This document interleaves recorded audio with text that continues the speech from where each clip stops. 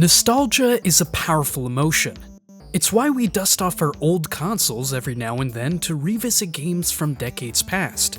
It's not the pixels or the loading screens that draw us back. It's the connection we formed with those games. They remind us of who we were, how we felt, in a time when the world seemed just a little bit simpler.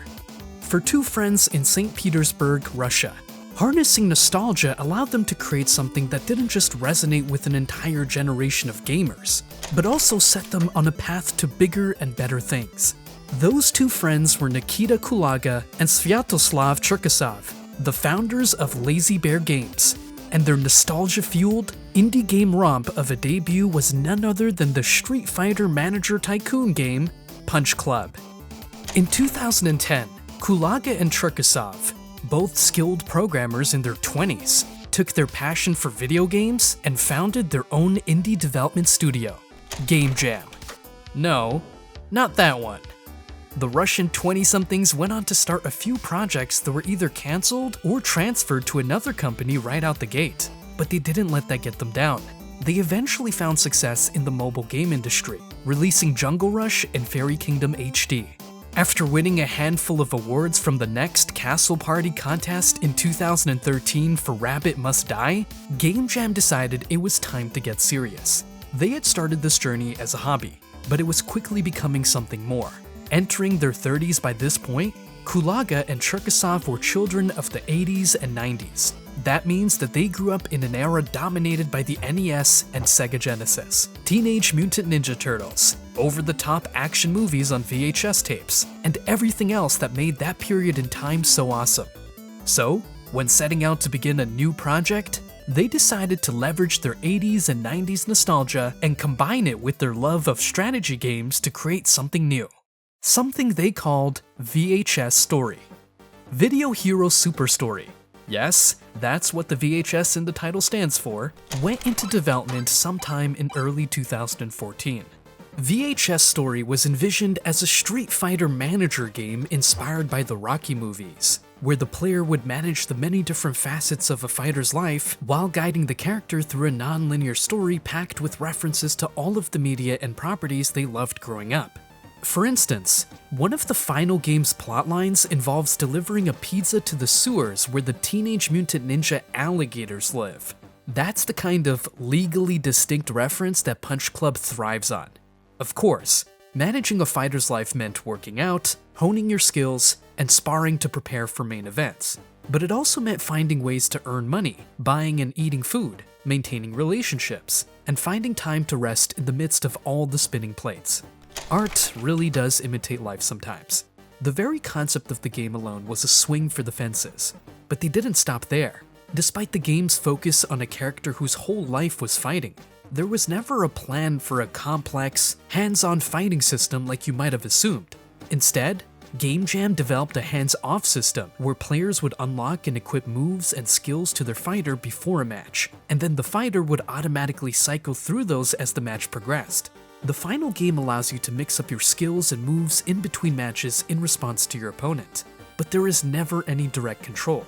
From the very beginning, the developers wanted the player to be a spectator in these parts of the game because it fit the genre they were using, and the team found it to be more exciting. Game Jam worked on VHS Story for a year, building its pixel art world and interlocking game mechanics, as well as the many puzzle-like pieces of story filled with 80s and 90s Easter eggs that made up its larger narrative.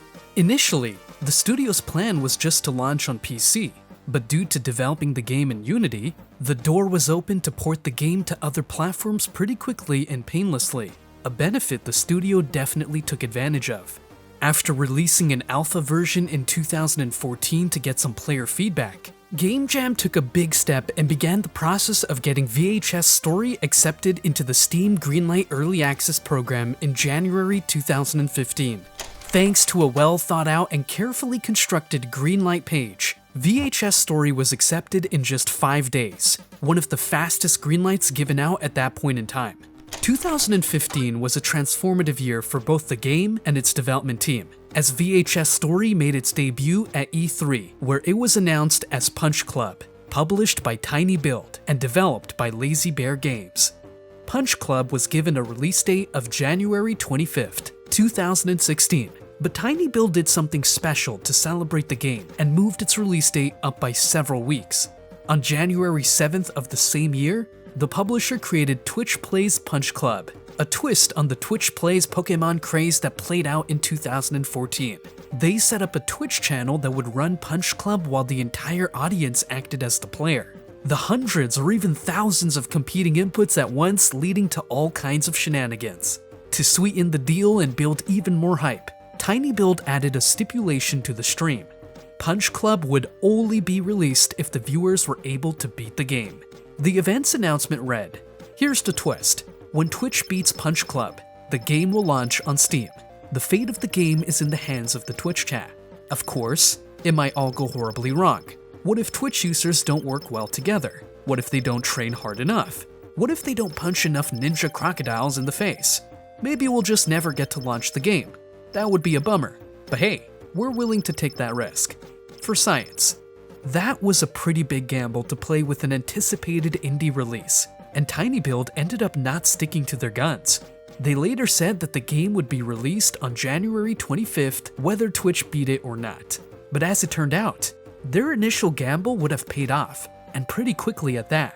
On January 9th, 2016, the Twitch audience completed one playthrough of the game after a miraculous 36 hours. For a frame of reference, a standard playthrough of Punch Club is estimated to be roughly 15 hours. Punch Club officially hit Steam on that day. Within a month, the game sold 250,000 copies and crossed $2 million in sales. To celebrate the achievement, Lazy Bear announced a free DLC expansion called The Dark Fist, which added hours of new content and implemented features the community had requested. The game has Metacritic scores that range from 62 to 77 depending on the platform, with the iOS version sitting comfortably at the top of the pack. One thing that affected Punch Club's success was the heavy pirating activity it faced. While it sold 300,000 copies, Punch Club was pirated 1.6 million times. Following the success of Punch Club, Lazy Bear Games ventured into new thematic territories with Graveyard Keeper and Swag and Sorcery, each showcasing unique gameplay experiences infused with the studio's signature humor. Released in August 2018, Graveyard Keeper is a graveyard-themed management simulation game that places players in the role of a cemetery manager in a medieval setting. The game combines dark humor with intricate mechanics, allowing players to tend graves, conduct autopsies, and engage in various side activities like farming, fishing, and dungeon exploration. Its satirical take on the genre, reminiscent of titles like Stardew Valley, offers a macabre twist on traditional farming simulations. Over the years, Graveyard Keeper received substantial post-launch support, including 3 main DLCs. Breaking Dead introduced the ability to resurrect corpses as zombies to automate labor. Stranger Sins delved deeper into the game's lore, allowing players to build and manage a tavern while uncovering the town's secrets. Game of Crone added a refugee camp management system and a storyline involving a vampire terrorizing the villagers. These expansions enriched the gameplay, offering new mechanics and narratives that kept the community engaged. The game's commitment to continuous improvement culminated in a physical release, the Undead Edition, published by Atari in February 2025, which included the base game and all DLCs. In May 2019, Lazy Bear Games, in collaboration with Ouroboros Games and publisher tinyBuild, released Swag and Sorcery, a streamlined RPG that parodies traditional role-playing game tropes. Players manage a fantasy village, assembling and equipping heroes to embark on quests for loot and glory. The game emphasizes resource grinding and character customization, blending idle gameplay elements with strategic management. Its tongue-in-cheek approach offers a lighthearted experience, distinguishing it from more serious entries in the genre. Nearly a decade after the original Punch Club, Lazy Bear Games released Punch Club 2, Fast Forward, a sequel that takes everything fans loved and launches it into a satirical cyberpunk future. Set 20 years after the first game, Fast Forward follows the son of the original protagonist as he navigates a dystopian city run by megacorps, bizarre factions, and questionable noodle vendors. His goal? Track down his missing father while managing a daily grind of training, odd jobs, and underground fights. While the gameplay sticks close to its roots, the new setting allows for expanded mechanics and weirder quests. Fights remain hands-off, decided by stats, style, and selected moves. But getting to the top of the league is all about time management and smart choices. While it doesn't radically shake up the formula, Punch Club 2 has been praised for its refined systems and sharp sense of humor. It currently holds a very positive rating on Steam, with over 80% of player reviews recommending the game. In September 2023, not even 2 months after Punch Club 2 had fought its way to release, an announcement video was unveiled for Bandle by Riot Forge. One of the coolest things about Bandle is how it helped shape the official lore of the Yordles. Development on the game began around late 2019 or early 2020, and during that time, Lazy Bear Games worked closely with Riot to brainstorm ideas about Yordle culture and their place in Runeterra. Some of the concepts they came up with ended up being adopted into the canon lore and were first introduced to players in Legends of Runeterra, specifically in the Yordle set released around 2021. So while Bandle officially launched in 2024, it's built on a version of the world that Lazy Bear helped create years earlier. What really makes Bandle pop is its beautiful appearance and its cozy presentation. There's a lot to love about how the world is set on display, from the folksy homes with a lot of detail to the woodsy wilderness. It has a certain charm to it that the developer has perfected over their growing catalog, and it really helps to make the game pop. Considering the League of Legends games are all pretty fast-paced and frenetic, Lazy Bear Games' iteration in the world of Runeterra moves at a much more mellow stride. It's even grindy at times, but for those who are familiar with the developer, it scratches the itch that they know how to infect in their player base. Nothing ever feels like a chore because there's enough variety in what you're doing to keep things looking and feeling fresh. The slow pace isn't a detriment at all, but a welcome opportunity to breathe. That doesn't mean there aren't stakes, as the Yordle who players will take control of has some pretty lofty things to accomplish. That's because you and a friend make a pretty big whoopsie, unleashing magical mayhem in the Bandlewoods. Though the stakes are high, the game doesn't take itself too seriously. Lazy Bear Games brings their trademark wit and charm to the table, making the whole journey feel effortlessly fun. One thing Lazy Bear consistently nails is an addictive and rewarding gameplay loop, and Bandle is no exception. While it may look like a cozy town sim on the surface, it's actually a crafting-focused adventure where progression comes from mastering and expanding your skills. It leans more into the grind of Graveyard Keeper, but the branching skill tree definitely carries some Punch Club DNA. Every task, whether it's gathering, crafting, or celebrating at local festivals, feeds into that satisfying sense of progress that makes it hard to put down. Riot Forge released Bandle, a League of Legends story for Nintendo Switch and PC on February 21, 2024, making it the final game under the Riot Forge banner before Riot decided to extinguish the Forge. Pun intended. Upon its release, Bandle received mostly positive reviews, with most players and critics praising it for its cute and cozy atmosphere.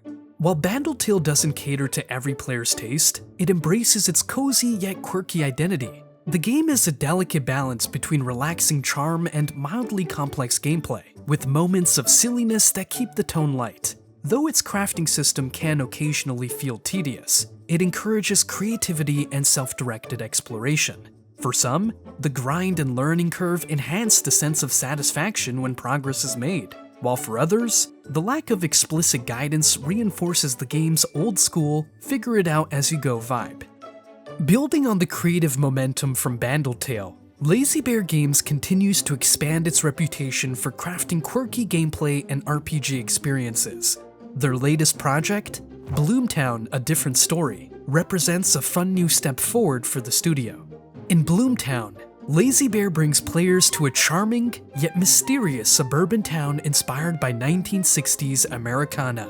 Beneath the cheerful surface, though, darker, supernatural forces must be confronted, combining strategic town building with narrative-driven exploration and monster battles. Bloomtown delivers a mix of cozy charm, as well as eerie suspense that feels fresh while maintaining the studio's signature quirky, humorous style. Fans of Graveyard Keeper and Swag and Sorcery will feel right at home managing a growing town, making key choices, and discovering secrets lurking just beyond the edges of normalcy. In less than a decade, Lazy Bear Games has built a surprisingly diverse catalog, from graveyards to boxing gyms to magical forests and spooky suburbs. Few indie studios have explored so many worlds with this much charm and personality. If you enjoyed this deep dive, giving the video a like would be indispensable. And hey, why not subscribe while you're at it, so you don't miss the next one? If stylish indie games are your thing, you might also enjoy my feature on Double Stallion, the creative minds behind Speed Brawl and Convergence.